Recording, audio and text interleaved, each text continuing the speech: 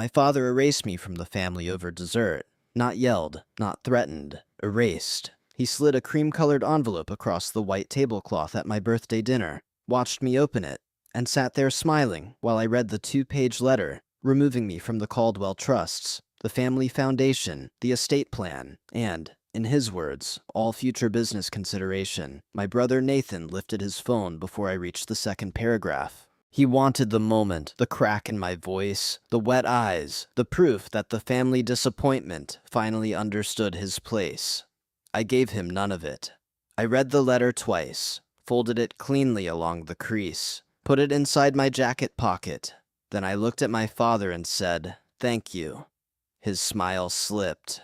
14 hours later, I was standing behind the curtain of the Aurelian Crest Grand Hall, listening to 500 people settle into silence, while the CEO of one of the most powerful luxury resort groups in the country prepared to introduce me. Front row, center, sat my parents.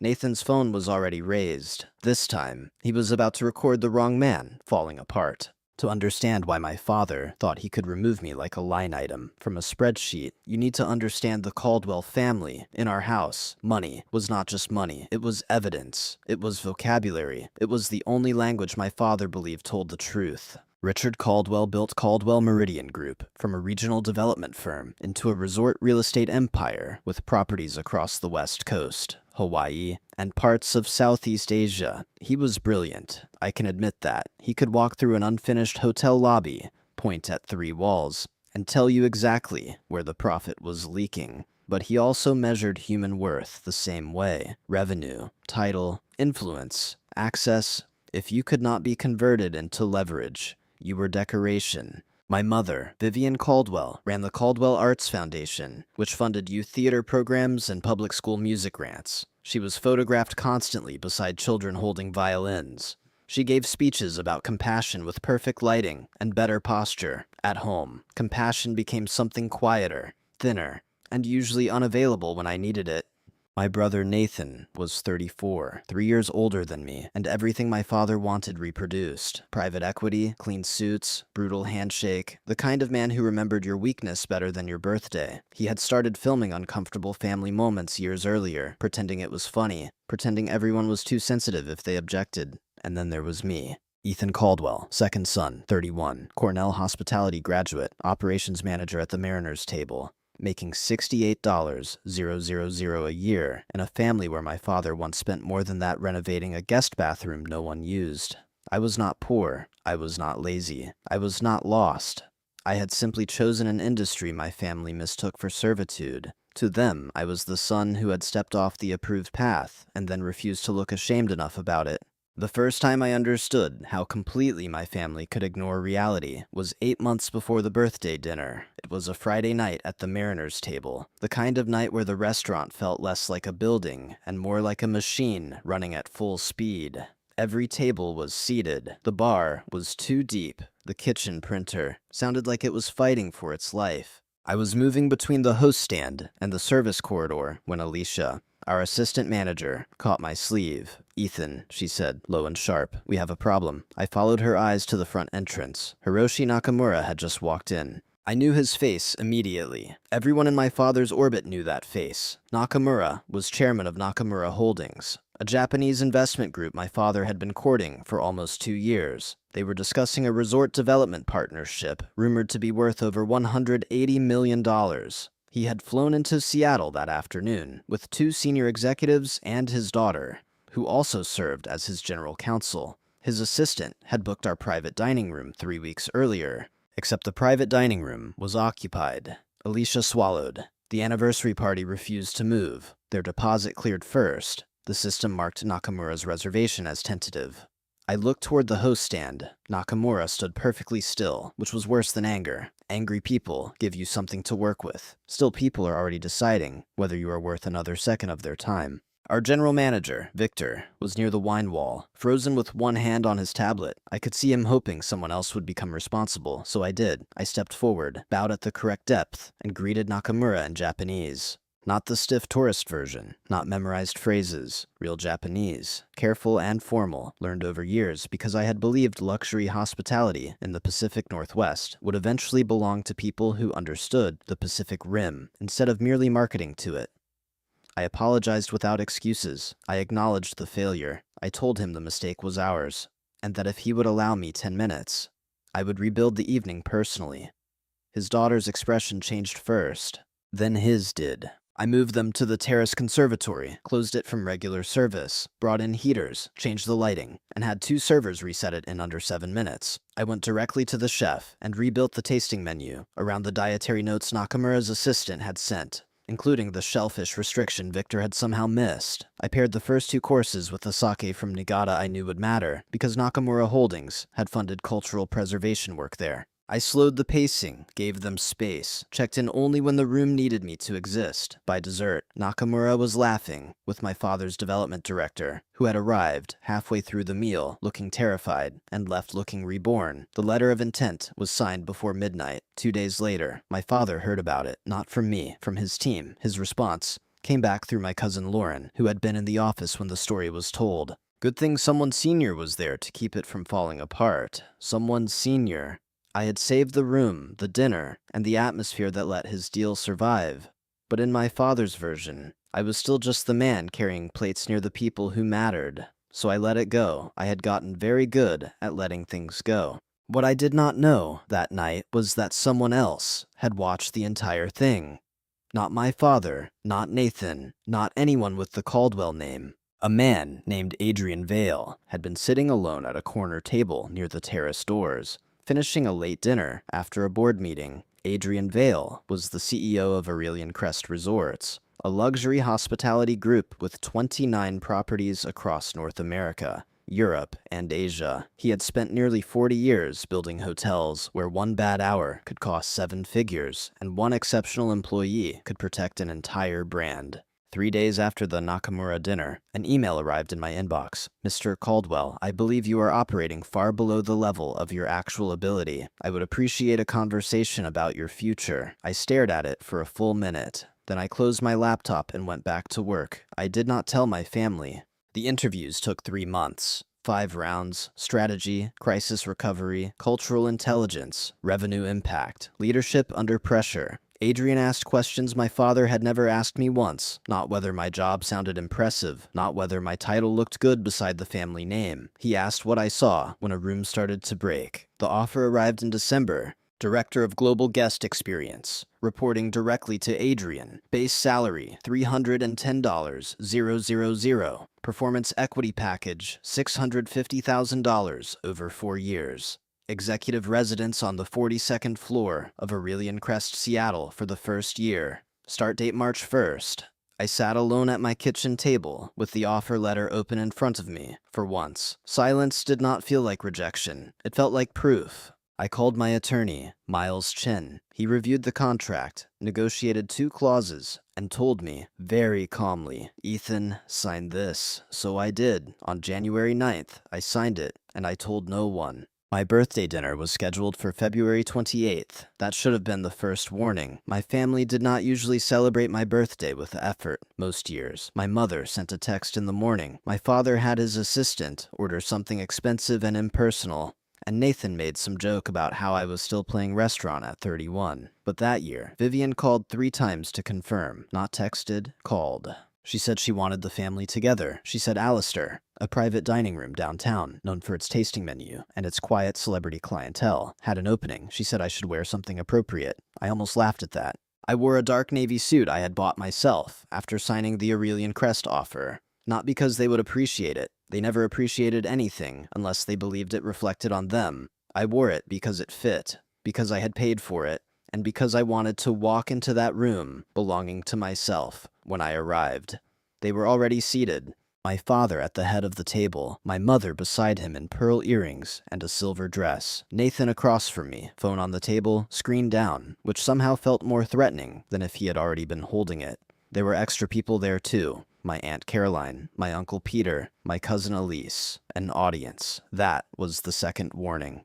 Dinner moved with the usual Caldwell rhythm. My father talked about a development site in Maui. Nathan talked about an acquisition his firm had rescued, which meant they had fired half the staff and found a cleaner word for it. My mother discussed the upcoming Aurelian Crest Gala, where the Caldwell Arts Foundation would be publicly recognized as a charitable sponsor. I listened, ate when food appeared, spoke only when required. No one asked about my job. No one asked if I was happy. Dessert arrived on white porcelain plates, something chocolate and architectural that no one at the table actually wanted. Before the server finished pouring coffee, my father reached inside his jacket and placed a cream-colored envelope in front of me. My name was printed on it. Not handwritten, printed from all of us, he said. My mother looked down at her plate. Nathan picked up his phone. That was when I knew. I opened the envelope slowly. The letter inside was 2 pages, single-spaced, written in the clean, bloodless language wealthy families use when cruelty has been proofread by attorneys. It stated that, effective immediately, I was being removed from all Caldwell family trusts, future estate planning considerations, foundation involvement, and any connection to Caldwell Meridian Group. It described my career path as inconsistent with the standards, priorities, and public expectations of the family. At the bottom were 3 signatures: Richard Caldwell, Vivian Caldwell, Nathan Caldwell. Below them was a blank line for my acknowledgement. Nathan's phone was 6 inches from my face now. I could see the red recording dot. He wanted the break, the humiliation, the son who finally realized he had nothing without them. I read the letter once to understand it, then I read it again to remember it. Something moved through me, but it was not panic. It was not grief, either. It was colder than both. Cleaner. Recognition. For 31 years, I had been trying to earn a place at a table where my chair had always been temporary. Now they had admitted it in writing. I folded the letter carefully, pressed the crease flat with my thumb, and slipped it into the inside pocket of my jacket. Then I looked at my father. "Thank you," I said. His smile tightened. "Excuse me, this makes everything easier." My mother finally looked up. "Ethan, don't be dramatic." "I'm not." I stood and buttoned my jacket. "Now I have written proof that I owe you nothing." Nathan lowered the phone just slightly. For the first time all night, he looked unsure. My father's voice hardened. "Sit down." I looked at him, then at my mother, then at Nathan's phone. No, the table went silent. I pushed in my chair. "My part starts tomorrow." Then I walked out before they could decide what kind of reaction they wanted from me next. My phone started buzzing before I reached the valet stand. By the time I got into my car, the family group chat had already turned into a courtroom where the verdict had been decided before I arrived. Nathan posted the video first, then came the messages. "Ungrateful. After everything your parents did for you, couldn't even act like a man and face the conversation." My Uncle Peter wrote, "Always had to make himself the victim." My cousin Elise added, "Honestly, the silence was creepier than crying." My mother sent one private text. "You embarrassed your father tonight." I sat in the driver's seat with the engine off and read every word. Then I opened my notes app, date, time, names, exact quotes. After that, I screenshotted the entire thread. I did not answer. I did not defend myself. I drove home, hung the navy suit on the back of my bedroom door, placed the cream envelope in my desk drawer, and set my alarm for 5:30 a.m. March 1st was not a punishment. It was my first day. My first week at Aurelian Crest did not feel like revenge. That surprised me. I had expected the job to feel like a weapon after what happened at dinner.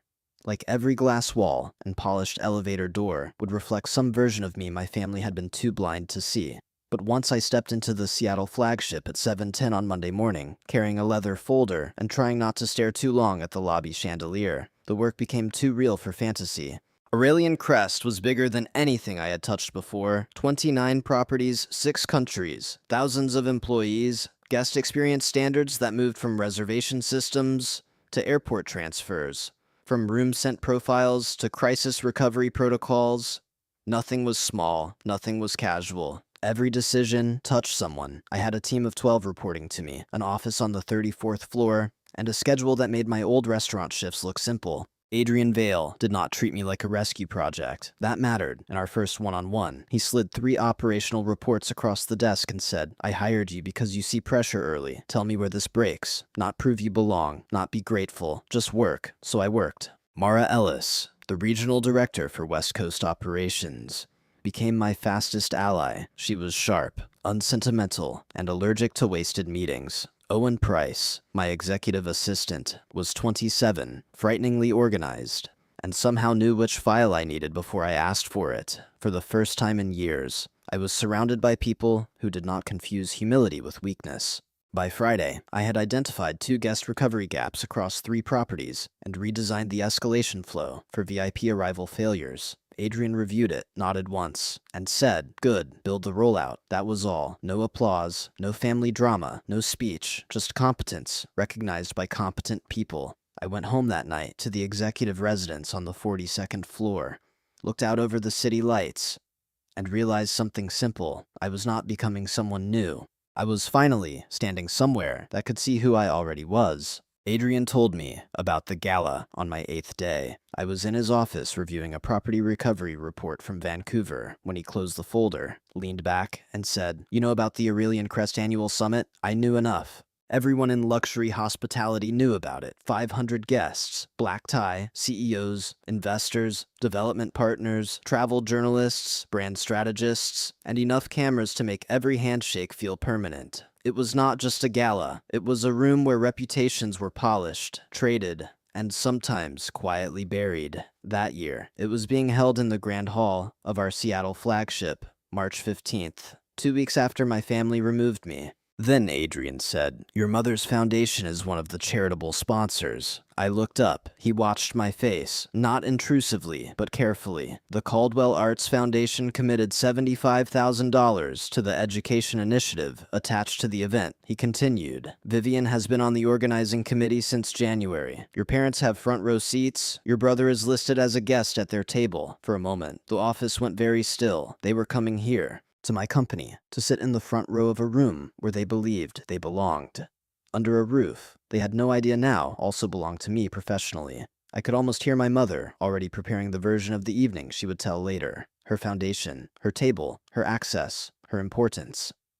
Adrian tapped one finger against the closed report. "I was scheduled to deliver the keynote myself," he said, "but after what you told me about the Nakamura recovery, and after what happened at your birthday dinner, I think the room should hear from you." I did not answer immediately. He did not rush me. "This is not about embarrassing them," he said. "It is about telling the truth in the proper room." That was when I understood the difference. My family had used a dinner table to reduce me. Adrian was offering me a stage to be seen. I said, "I'll do it." The week before March 15th became the quietest intense week of my life. Quiet. Because I did not call my family. I did not warn them. I did not send a message through a cousin. I did not give my mother the chance to turn my new position into a Caldwell family announcement before I had even stepped fully into it. Intense. Because a keynote is not a revenge speech if you respect the room. Laura Bennett, Aurelian Crest's communications director, understood that immediately. She had spent 20 years shaping executives into people who sounded less like press releases and more like human beings. The first thing she told me was, "Do not chase the dramatic moment. The truth is already dramatic enough." So we built the speech around the work. Crisis recognition, cultural fluency, operational humility, the difference between service and hospitality, the way a single failed reservation can become either a lost relationship or a permanent one, depending on who steps forward in the first 30 seconds. I rehearsed in the empty Grand Hall twice. 500 chairs looked different without people in them. Almost more honest. No applause, no faces, just rows of silent expectation and a podium under cold stage lights. I stood there and practiced speaking without bitterness.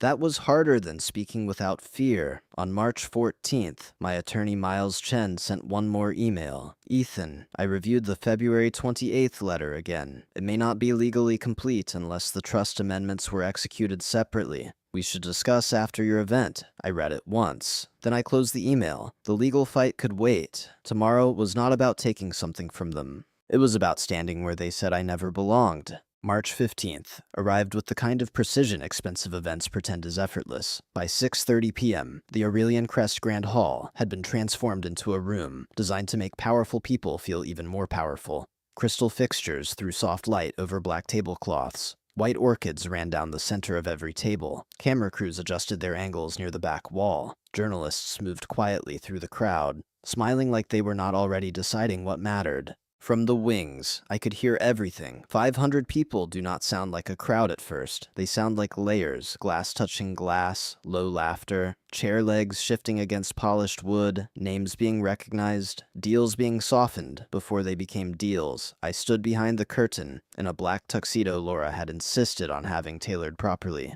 with my keynote cards in one hand and my other hand resting flat against my thigh, so I would not keep checking my cufflinks. Owen texted me at 7:41. Table 2, front row, all three. I did not look immediately. That felt important. For the last 2 weeks. I had thought about this moment more than I wanted to admit. Not because I needed revenge, at least. Not the kind Nathan would understand. I did not want screaming. I did not want security removing anyone. I did not want my father red-faced in some viral clip. I wanted accuracy. I wanted them in the correct room when the correct version of me was introduced. At 7:48, the house lights dipped slightly. The conversation softened, then rose again, because rich rooms always need one last moment to prove they are not easily controlled. I finally looked. My parents and Nathan were exactly where Owen said they would be. Front row, center left, too close to miss anything. My mother wore emerald green, a color she used when she wanted photographs to remember her. She was turned halfway toward a woman beside her, smiling with the social warmth she could produce on command. My father sat beside her, shoulders squared, one hand around a glass of scotch. Nathan was already holding his phone, taking slow video of the room, like he owned the evidence of everyone inside it. Then he looked down at the printed program. I watched his thumb stop. He leaned forward. Read again. His face changed before he could control it. That was the first crack. He turned the program toward my mother and tapped the keynote listing. She frowned, impatient at first, then read the line. Keynote address Ethan Caldwell, Director of Global Guest Experience, Aurelian Crest Resorts. My mother's smile vanished so quickly it looked edited out of her face. She gripped the edge of the table. My father noticed last. That was typical. Richard Caldwell had built an empire, partly by assuming reality would wait for him to approve it. Nathan pushed the program toward him. My father looked down, read my name, and went completely still. Not angry, not yet. Still, that was worse.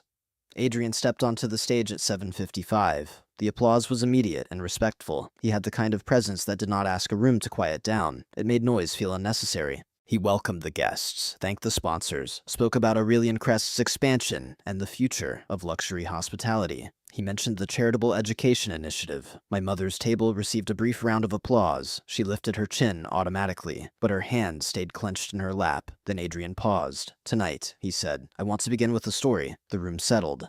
8 months ago, I was having dinner in Seattle after a long board meeting. I expected a quiet meal. Instead, I witnessed one of the clearest examples of operational leadership I have seen in nearly 40 years in this industry. My heartbeat did not speed up. That surprised me. A senior international investor arrived with his team to find that the private dining experience promised to him had collapsed before he ever sat down. The room was unavailable. The dietary notes had been mishandled. The timing was wrong. The staff froze because everyone understood the size of the failure, but nobody wanted to own it. I looked at my father. His jaw had shifted. He knew the story now, maybe not from my mouth, but from the shape of it. From the Nakamura name he could feel approaching, even though Adrian did not say it. One person stepped forward. Adrian continued. He did not blame the system. He did not perform panic. He bowed with respect, apologized in fluent Japanese, rebuilt the evening in minutes, protected the guest, protected the relationship, and turned a failure into trust.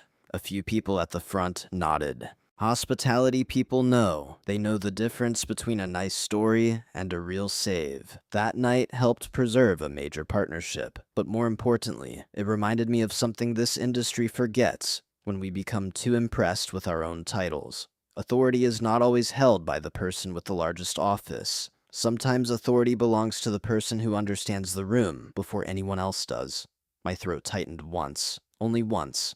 Adrian turned slightly toward the wings. Ladies and gentlemen, please welcome Aurelian Crest Resorts Director of Global Guest Experience and tonight's keynote speaker, Ethan Caldwell. The applause hit before I moved. Not polite applause, not sponsor applause, real applause, carried by the story, before people even saw me. I stepped through the curtain and into the light for 1 second. The brightness erased everything beyond the first row. Then the room came back into focus. Cameras. Journalists, executives, 500 faces turning toward me, as if I was exactly where I was supposed to be. I did not look at my family first. I walked to Adrian, shook his hand. He held it for half a second longer than necessary and said quietly, "Take the room." So I did. I stepped to the podium. Then I looked at them. My father's mouth was slightly open. Not dramatically. Worse, honestly. Like some private equation had failed in public, and he could not yet find the error. My mother had the program crushed between both hands. The emerald fabric at her shoulders glittered under the lights. But her face had gone pale beneath the makeup. Nathan's phone had slipped from his hand onto the table, still angled upward, recording nothing but the centerpiece and his own silence. Then my mother reached for her champagne glass too quickly. Her fingers missed the stem. The glass tipped, struck the edge of a plate, and shattered. The sound cut through the applause like a small, bright confession. Several heads turned. A server moved instantly, calm and discreet. My mother froze, with one hand suspended in the air, as if not moving could make the moment disappear. My father leaned toward her, whispering something through his teeth. Nathan grabbed his phone, fumbled with the screen, dropped it again, and knocked the program onto the floor. The people around them noticed. Of course they noticed. These were people trained by money and survival to notice everything while pretending to notice nothing. I adjusted the microphone. The applause continued. I let it, not because I wanted to punish them, but because for 31 years, my family had filled every silence with their version of me. For once, they had to sit inside a room where someone else was telling the truth. When the applause faded, the grand hall became completely quiet. I placed both hands lightly on the podium, looked out over the room, and smiled. "Good evening," I said. My voice did not shake. At Aurelian Crest, we talk a lot about arrival, not just the moment a guest enters a building, but the moment they decide whether they are safe in our hands. I saw my father look down. I saw my mother stop trying to smooth the crushed program. I saw Nathan's phone light up again on the table, and I kept going. Because the point was never that they had finally seen me. The point was that everyone else had. I spoke for 21 minutes. I did not mention my father. I did not mention the letter. I did not mention the group chat, the birthday dinner, or the fact that 3 people in the front row were trying very hard to become invisible. I talked about the work. I talked about the moment before a crisis becomes visible to everyone else. The half second when a guest's face changes. The silence after a failed promise. The choice every operator has to make between explaining the failure and owning it. I told the Nakamura story without using his name, because permission had been given for the lesson, not the spectacle. I described a private dining room that did not exist, a team that froze, and the way respect sometimes begins with admitting, clearly and without defense, that you have failed. Then I talked about language.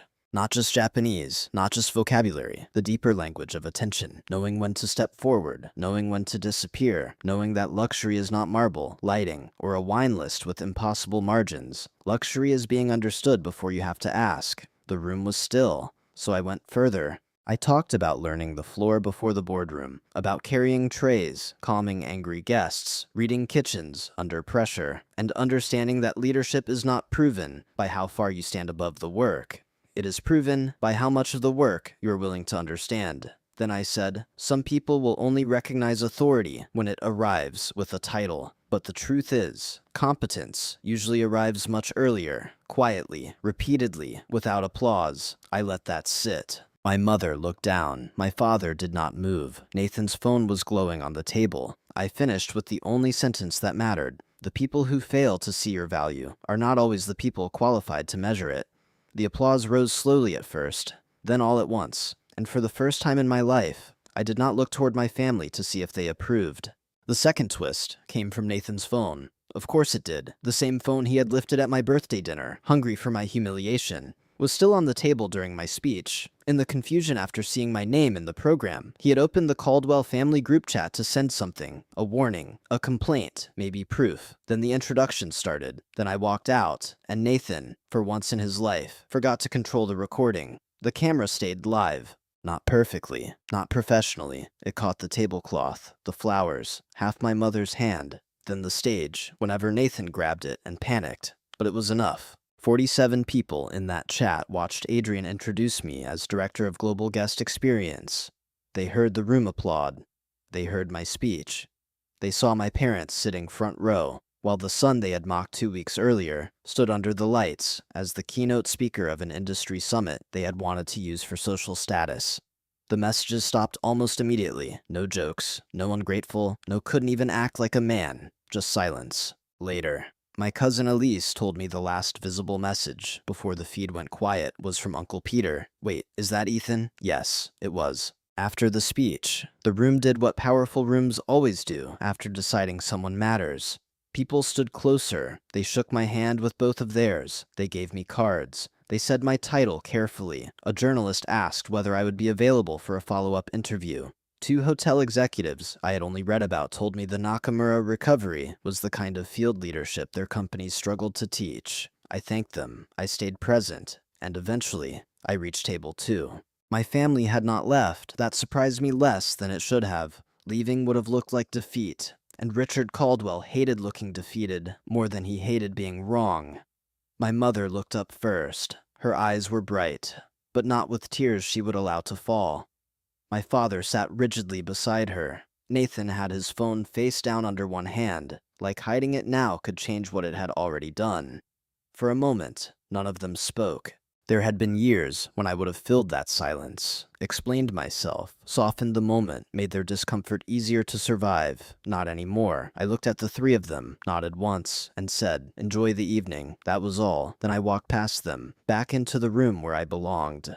The aftermath was quieter than people expect from stories like this. There was no shouting match in the lobby, no dramatic confrontation in the parking garage, no scene where my father begged for forgiveness under bad fluorescent lighting. Real consequences usually arrive by email. In April, Miles Chen completed his review of the letter my father had handed me on February 28th. His conclusion was simple. The letter was cruel, specific, and useful as evidence, but legally incomplete. Caldwell Meridian's attorneys had drafted a statement of intent without properly amending the underlying trust documents. In plain English, my family had moved fast enough to humiliate me, but not carefully enough to finish the job. My father's office contacted Miles in May to clarify estate planning language. Miles responded for me. "The conversation is still ongoing. I'm not rushing." The video from Nathan's accidental live feed spread through the family faster than anything I could have planned. I did not share it. I did not need to. 3 cousins saved clips. And by the end of that week, everyone who had laughed at my silence had watched a ballroom full of executives applaud it. My father stopped attending industry events, where Aurelian Crest might have a presence. My mother called twice. The first voicemail said things had moved too quickly. The second said my father had pushed for the letter, as if signing it had been something that happened to her instead of something she chose. I have not called back. Maybe one day I will. But the man who would have called immediately, desperate to repair a family that had already voted him out, does not live here anymore. I live on the 42nd floor now. Every morning, the city looks different from up here. The cream envelope is still in my desk drawer. Not because I need the pain, because sometimes a man needs to remember the exact moment he stopped asking locked doors to open. They tried to erase me from the family. Instead, they gave me the first honest door I had ever been allowed to walk through. If you enjoyed this story, subscribe for more emotional family drama, quiet revenge, and stories where the truth finally walks into the right room. Disclaimer: this story was created by the Fish Tells Stories team for entertainment purposes only. Do not imitate, copy, or follow any actions in this story under any circumstances.